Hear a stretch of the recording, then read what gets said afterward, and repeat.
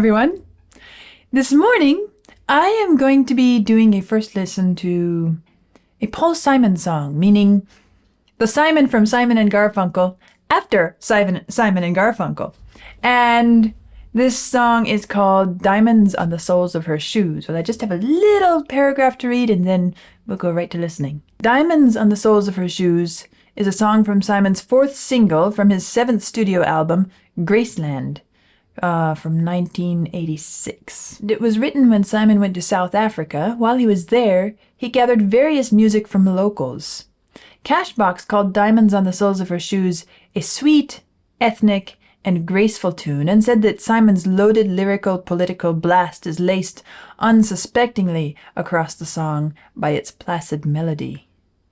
Well, this could be interesting. So it's going to be fun to listen and see how much of the ethnic, traditional sound I can pick up in this song, if there is that influence in there. So let's see how it sounds.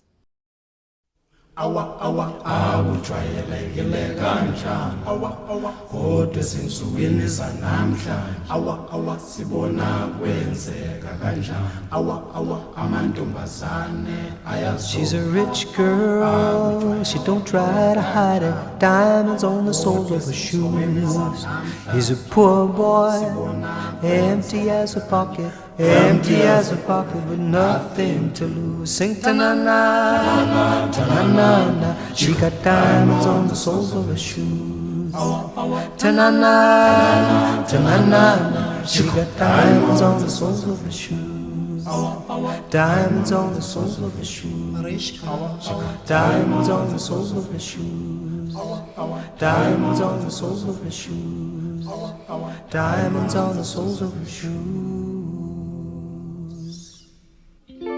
That's maybe a good place to stop for to share my very first impression.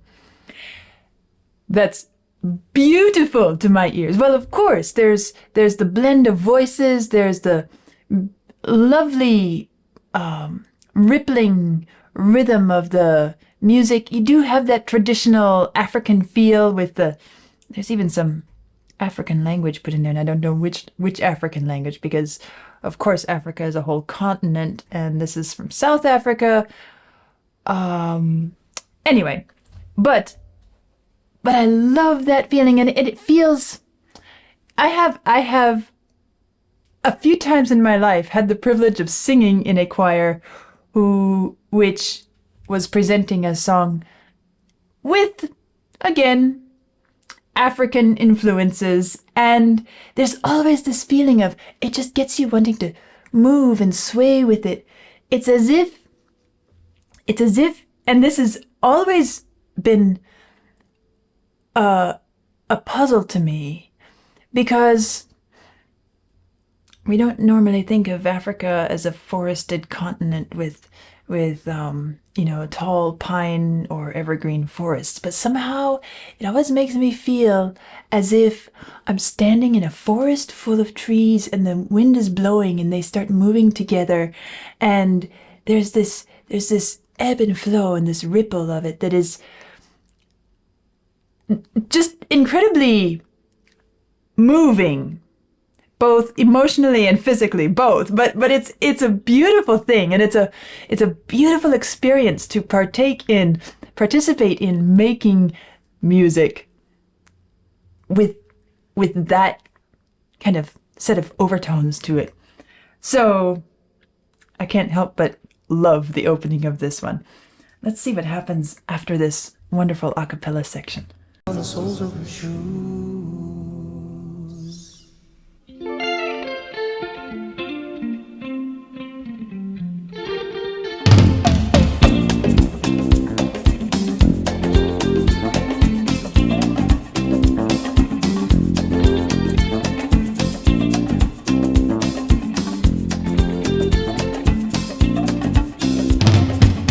People say she's crazy, she got diamonds on the soles of her shoes. Well, that's one way to lose these walking blues. Diamonds on the soles of your shoes. She was physically forgotten, but then she slipped into my pocket with my car keys. She said, you've taken me for granted because I please you, wearing these diamonds.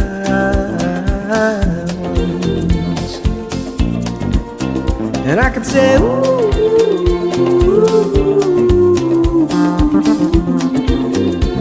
as if everybody knows what I'm talking about, as if everybody here would know exactly what I was talking about. I'm talking about diamonds on the soles of her shoes.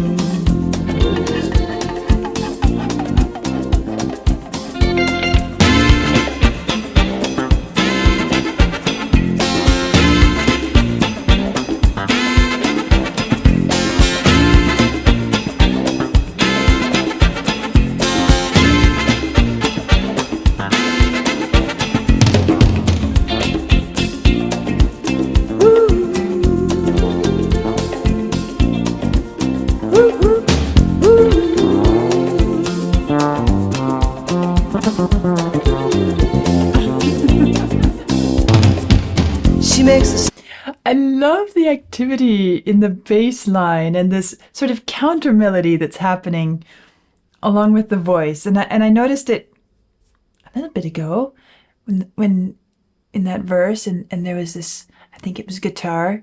And I was debating, is that bass guitar or is that just the regular guitar? I think it's not bass guitar, but I could be wrong. It sounded to me, a little higher in range, but I'm not really skilled at identifying one as opposed to the other if they're separate. But I love the activity. It's serving as a bass line, and I love the activity that's going on there. It's, in a way, we could call it contrapuntal. We could say that it's serving a similar role as we might find in a Bach two-part invention. And maybe let's back up and just listen to that a little bit, because it is very much a two-part music.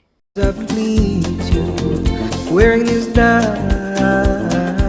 It's just dancing up and down. And I could say, ooh,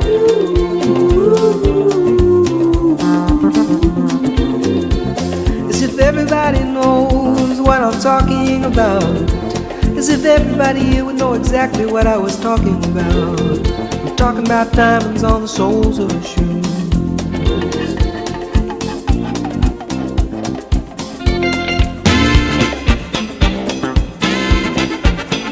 Now here comes the brass, kind of brightening things up.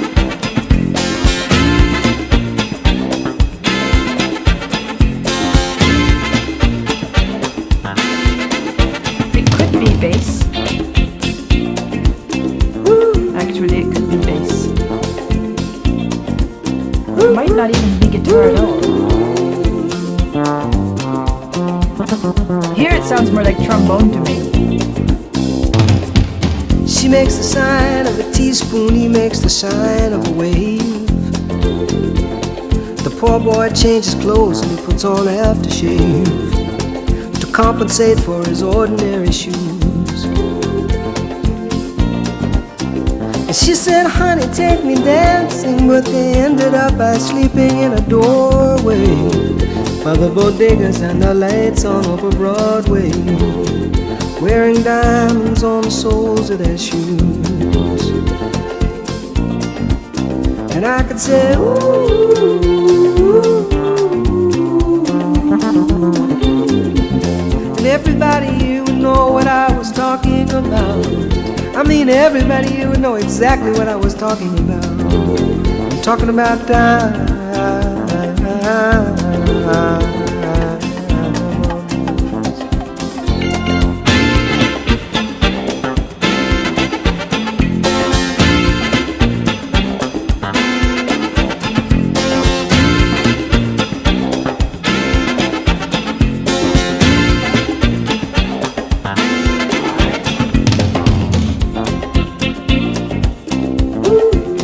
That is actual guitar. That's the guitar there. People say I'm crazy, I got diamonds on the soles of my shoes, yeah. Well, that's one way to lose these walks. And I like the way the voices, the chorus is just kind of filtering in from some other place, and you don't really notice it. It's more like I could say it's camouflaged. It's mixed in with everything, and you just get glimpses of it here and there, but it adds such a nice touch to everything.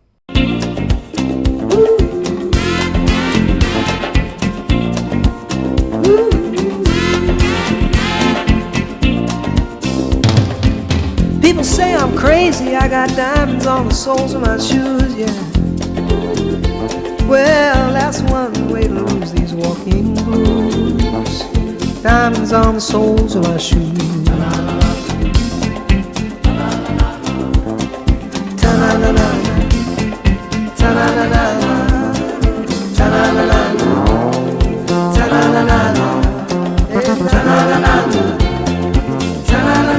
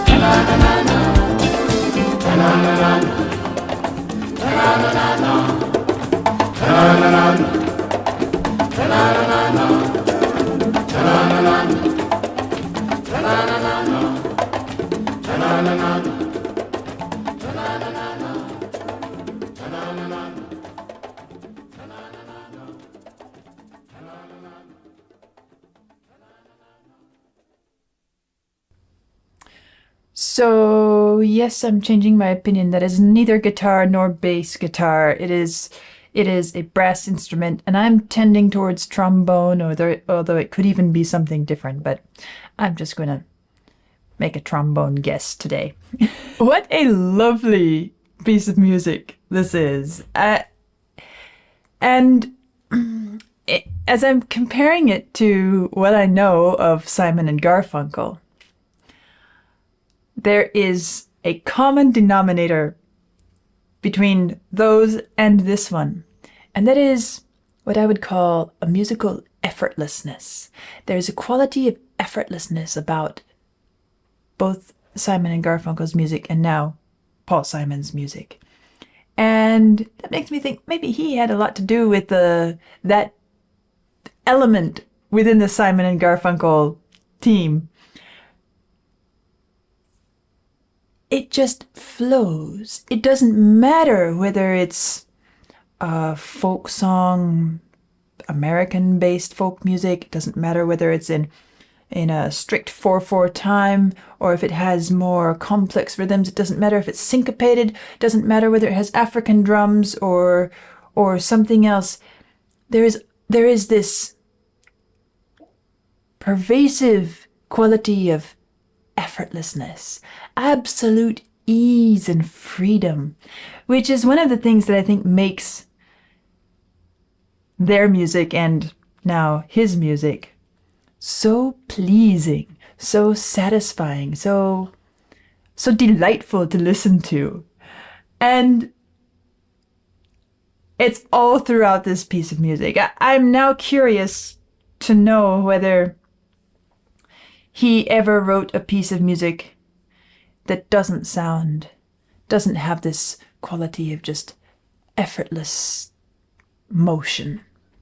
It's a bit like watching a dancer, a really graceful dancer that seems to move through space as if gravity doesn't exist, as if there are no physical restrictions, limitations, boundaries.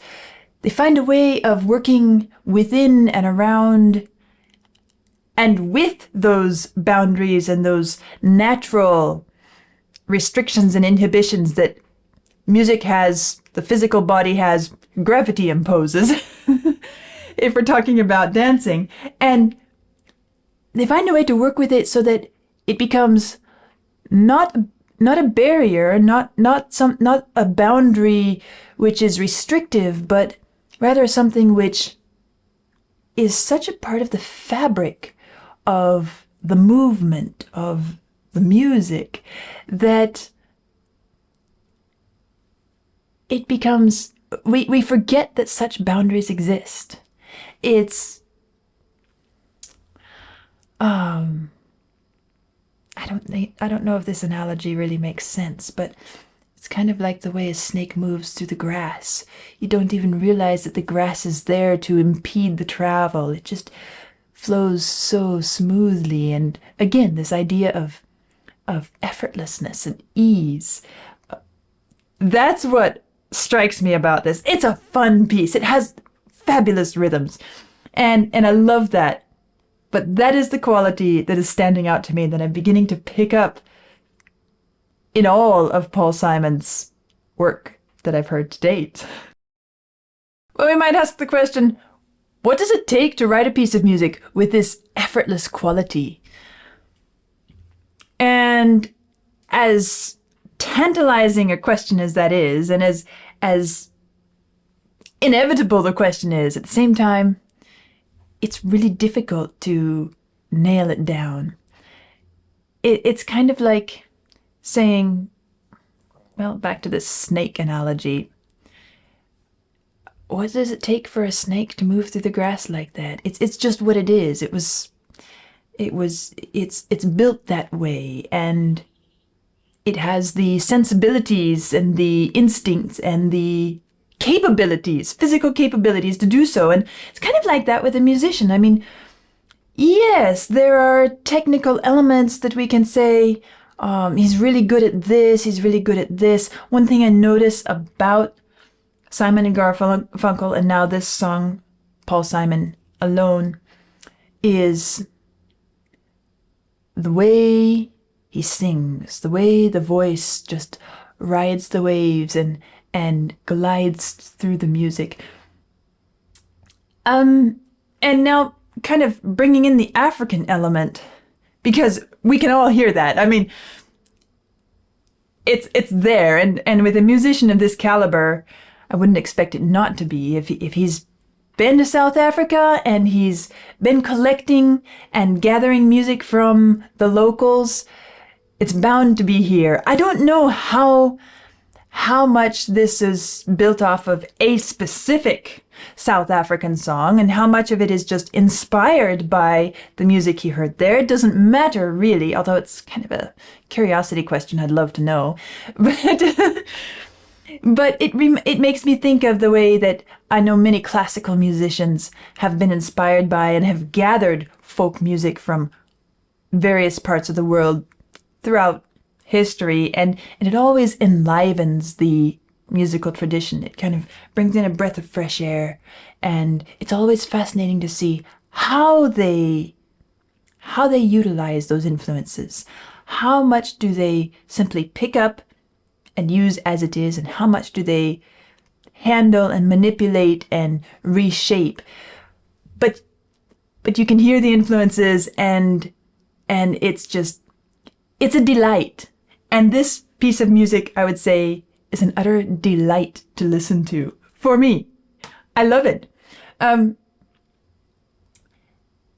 What I was going to say about the African influences and Paul Simon's composing, one of the things that fascinates me about African music is how incredibly rhythmic it is, and complexly so. There is a lot of complex rhythmic activity going on in a lot of that music. But at the same time, it very often doesn't have the same feeling of marking a bar, marking a set of beats like we have in, let's just say, simple, traditional Western music. The idea of 4 beats in a bar, 3 beats in a bar, 1, 2, 3, 4. There is a sense of pulse there, but it's harder to divide in that very basic way. I could say that that is one of the reasons that this song feels like it flows and moves so effortlessly, because it's employing a lot of those African rhythmic elements. But at the same time, I can't say that is the reason for it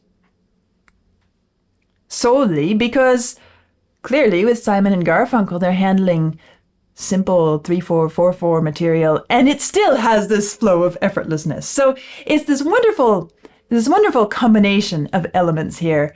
And however it comes together, however he did it,